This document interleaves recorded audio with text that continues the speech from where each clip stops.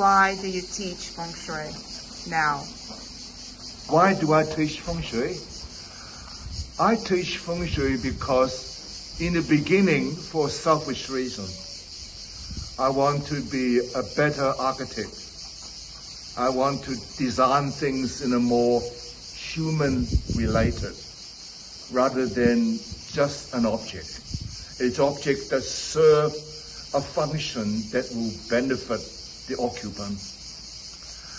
And then after I studied Feng Shui for a while, I realized that Feng Shui is very useful. Not just making me a better architect, but it will make better, happier occupants. All right? And as I got a bit older, getting older, I realized that, I learned my Feng Shui from my other teachers. I'm standing on their shoulder, right? And I only got so many days, years, hours left on earth. If I don't pass what I have learned on to the next generation, right? This very useful piece of knowledge, that very useful, very unique Chinese cultural heritage will disappear. Right? Well, not disappear, but some pages will be missing. Pages I know and I learn. That's what I find useful. Right? If I only manage to spend a little bit of time passing on my experience, most important, avoid other people making the same mistake that I made, fall down the same hole that I fall into. They can get to their destination quicker. And they can, on top of that, my student will end on top of their student, passing on the knowledge. And as it passes from one generation to another generation, right, it gets better and better, right? And this also comes from my father, right? I remember asking once, asked my father who's passed away now, I said, what makes a life worth living?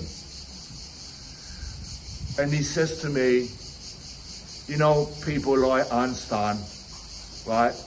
They make life worth living. Because what they have to do, they pass a certain knowledge. They change people's worldview. What he did was that in the past, before Einstein, most Western people think in terms of absolute truth, absolute beauty, absolute freedom.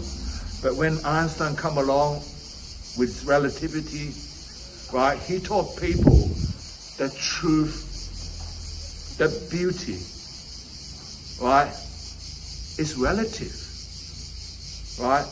That frees us, open up whole perspective that's not there before. And he made people become more aware of the Chinese culture, because Chinese talk about relativity all the time. Everything's relative to the context, to the situation. They even read the books that way. As one character, they can mean many different things, depends on the context in which it's written. And I just basically carry on, nothing special really. Every generation does that. But I'm doing something, I agree with my father, something useful that makes my life worth living.